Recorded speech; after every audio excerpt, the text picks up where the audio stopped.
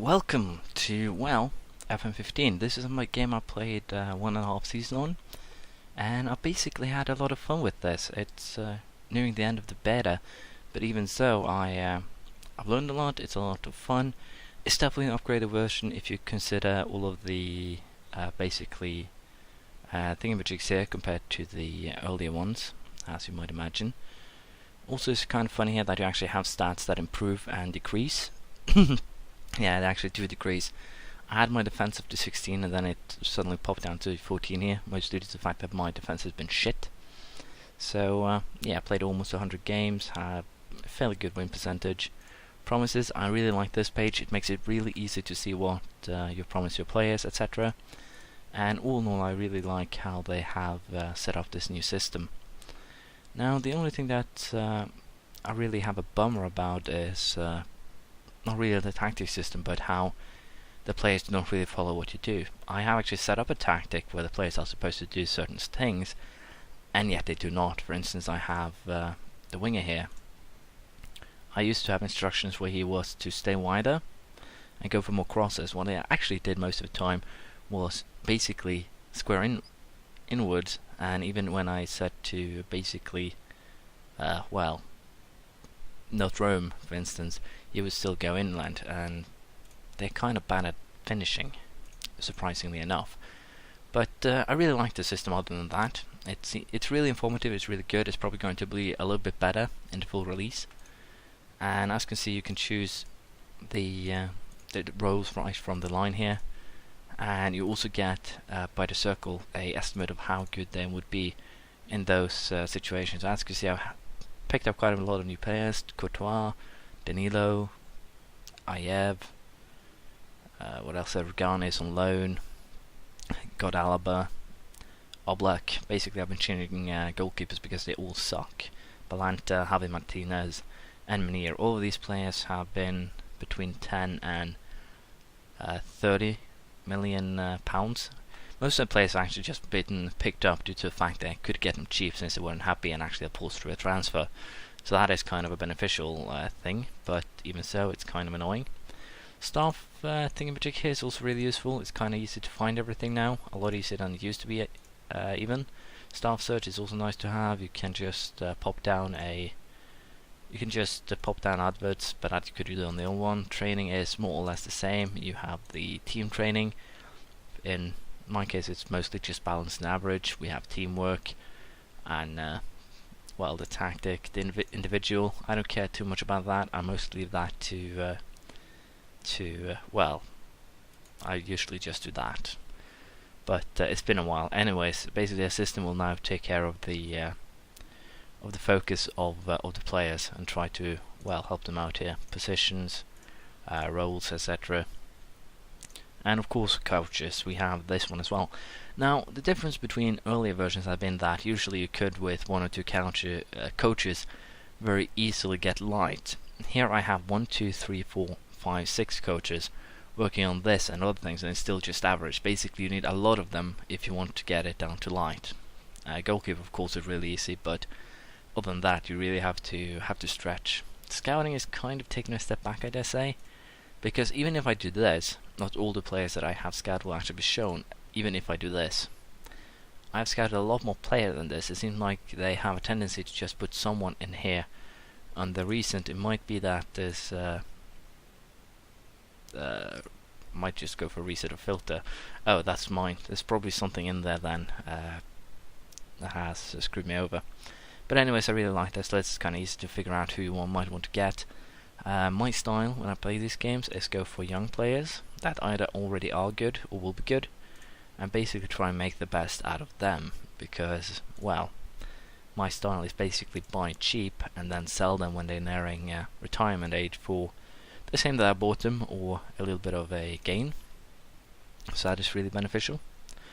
Now, other than that, as I said, the main benefit of the new version has been that it's a lot easier to do the management behind the scenes. You have a lot more information on each screen, and that is something I really appreciate. Finances, on the other hand, are just bad for the club, but it's good. get good income, salary projections, salary commitments, financial fair play, etc. So you really have everything laid out for you. But the biggest thing was, of course, the fact that they wanted to, they're basically giving you the abilities here. And I went full on both, just because I wanted to test the game out and see if it actually helped. Now, the funny thing here is, Gerrard actually hates my guts, but that's because he played like shit when I actually had him. Played 23 matches, scored 2 goals, 686. Didn't really play well. I had Emre Can play far better. He wanted £120,000 pounds a week for another year. It was basically cheaper to get a replacement for Can, or a backup for Can, rather than giving him a new deal. That's kind of something I do not like. Also, it turned out to be a pretty shitty coach, so it's probably just RNG. Bad luck there. But even so, I really like how the game is set up. It's far more, how should I say, it's easier to get back and forth than it was on the other ones. I do have quite a few pet peeves with the match engine though, so I'm just going to go right into, probably going to play 2 or 3 matches now, and I'm going to show you just what kind of well, problems I've been having. So let's just get this out of the way quickly, and I'll set up the team.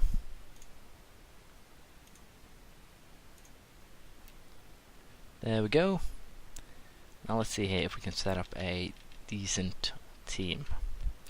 So as you can see, I've already played 4 matches, won 3, drawn 1. And this is basically the tactic that I've been having the most luck with. It was a 4-1-2-2-1. It's basically one of the better tactics if you consider everything. Especially considering the players who already started with. I've basically just been adding players where we have appeared weak, or basically had issues. Basically, Alaba came in as a result of Enrique getting older and getting sold. Alvarez, Balanta came in to basically replace Skirtle in the long run. And Regania is actually, again, backup slash talent that will fill in the ranks after a while. Flanagan did well on his own. Danilo also came in. I couldn't make Mignolet work, so I decided to go for a black because it was cheap early on. And Courtois here actually got unsold, and it cost me about, I think, £27 million. So it wasn't cheap, but at least it is a decent amount. Now the funniest part with this is that they had an update not long ago. But basically, I played a season with Sturridge on top, and he has been more or less the best player I've ever had in a game. He played 36 league games, scored 43 goals, and 7 assists and 788 overall. If you see this, he actually scored 1 goal less than total appearances, had 12 assists, and basically played really damn well whenever he was given the opportunity to play.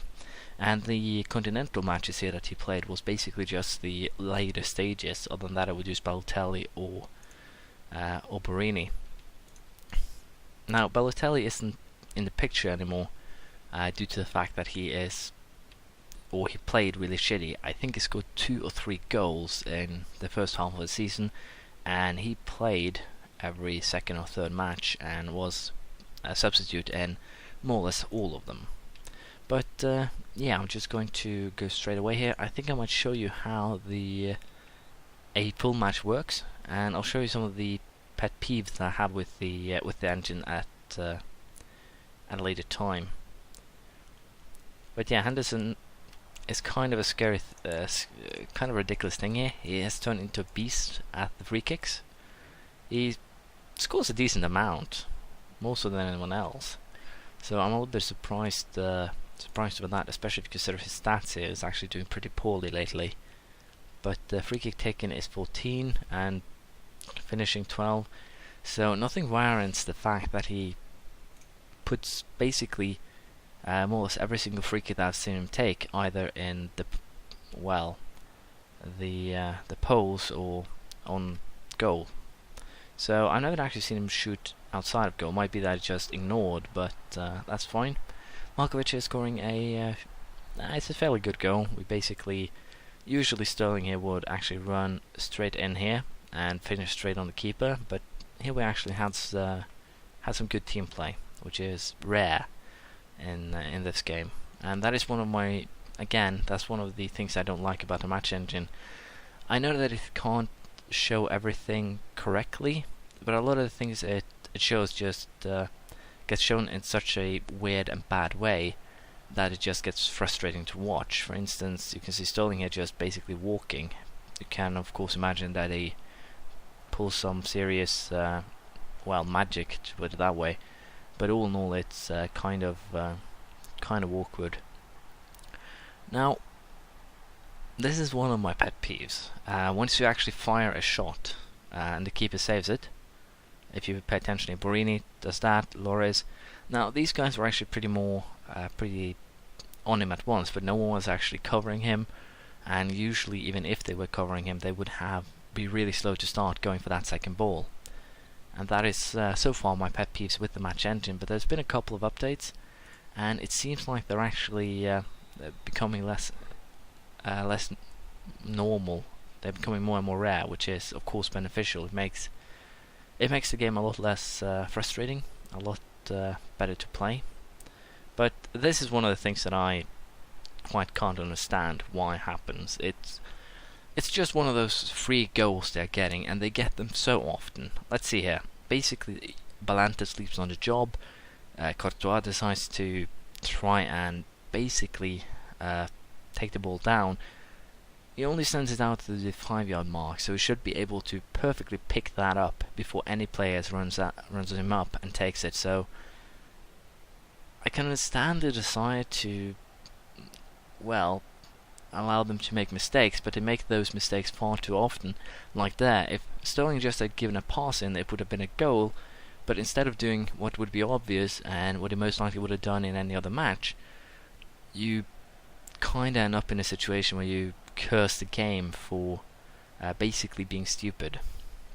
Or it might not be that the situation itself is stupid, it's just shown in a weird way, which makes it look like the game is saying screw you, you're not getting this, for instance. And that is, again, that is my real pet peeve with it. I don't like how the game portrays these events. Of course I can understand them happening, but the way that the game portrays them now, they happen every 2 or 3 matches, and usually against you.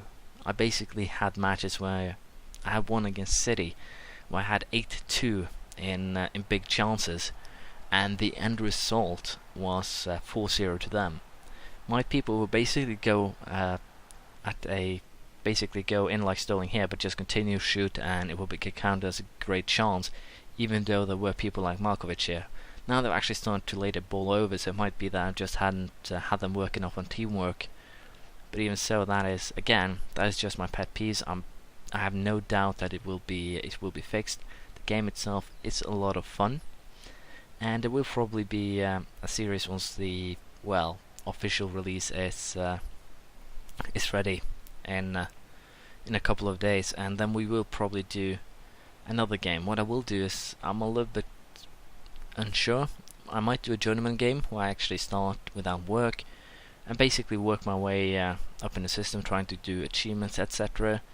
I might just do another game as again, this is the things that I don't understand. As you can see, there's a lot of back and forth. Might actually been a penalty on Kane there, but even so, what you do right there is not, you don't kick your ball into goal, you kick it that way. That shouldn't be a problem at all. He wasn't pushed, he wasn't actually pressured or anything like that. It should have been a easy thing to do, but he couldn't do it, and of course that's a little ridiculous. Now there Lalonde does something that basically ends up in a goal 90% of the time. He takes a step out and then shoots. Usually people will not do that. But anyways, as I was saying, I'm considering doing a journeyman game, where basically, as I said, do achievements, work my way up, etc.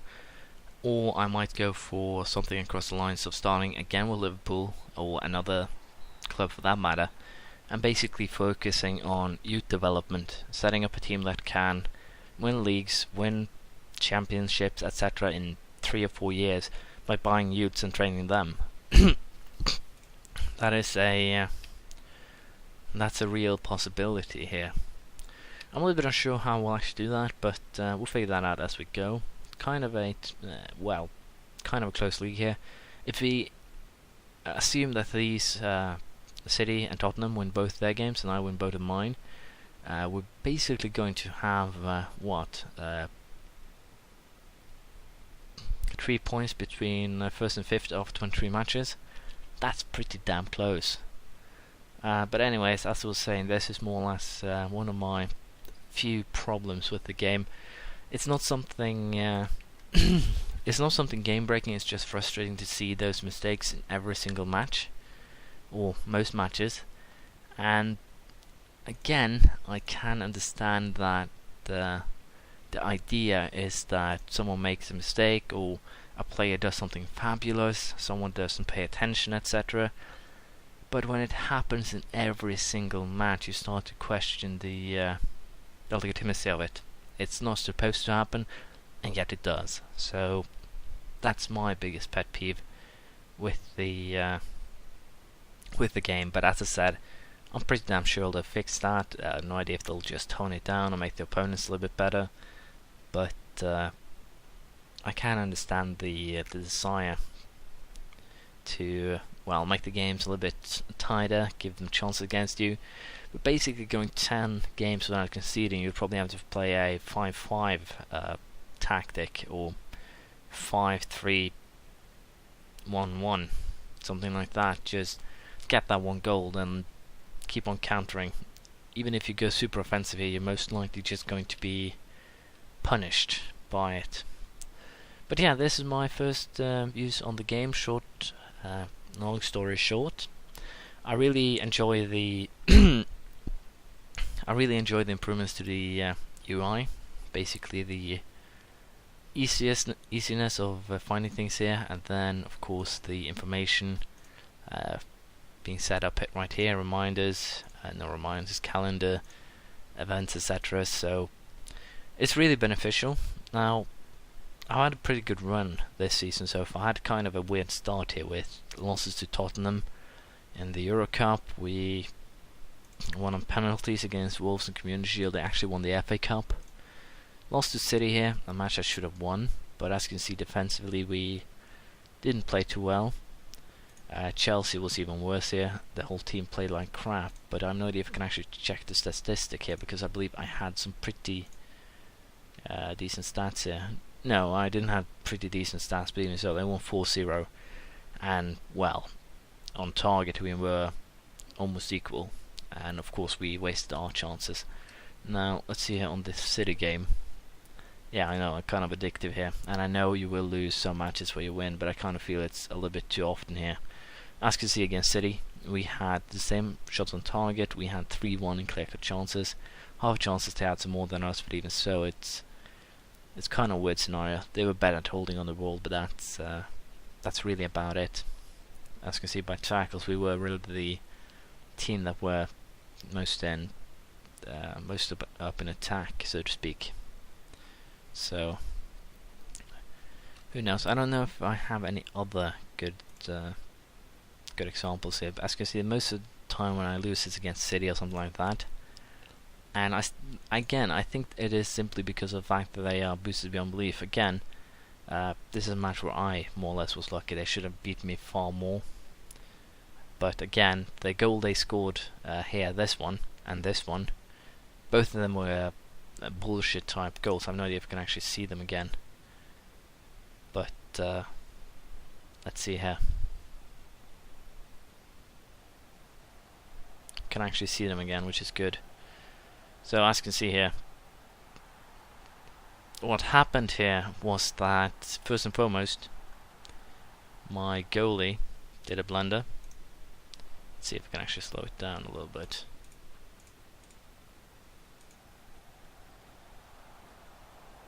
What basically happened is that my goalie punched the ball into the bar, and then, although I had a ton of defenders around it, they didn't do anything really to get the ball away. Now I have no idea if I can actually, as I said, slow it down a little bit here.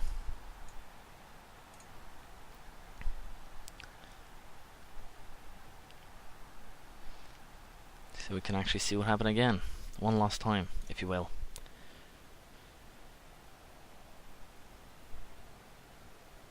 First and foremost, I don't get why. Well, I get why they are there, but why would you even try and punch that ball? Seriously, and why the hell would you punch it the way you did? Right in the bar, Demario gets it for free when no one wants to take it. And again, that is why I don't like the game. Now, Rooney here has something even more ridiculous, to be perfectly honest. Now, defensively, we, as you can see, I don't get why they do these kind of mistakes. The goalkeepers have a tendency to try and beat the ball into their own goal, and in the complete opposite direction of what a real life keeper would actually have done. That's at least my pet peeves earlier. I have had less of those events, as I've said, but it hasn't been good to see that. So yeah, that's my pet peeves here. Tell me how, if you watched everything, tell me if I should go for Journeyman or if I should continue with Liverpool or some other team and attempt to develop youth players. We'll see what I come up with. I'll see you next time. Bye.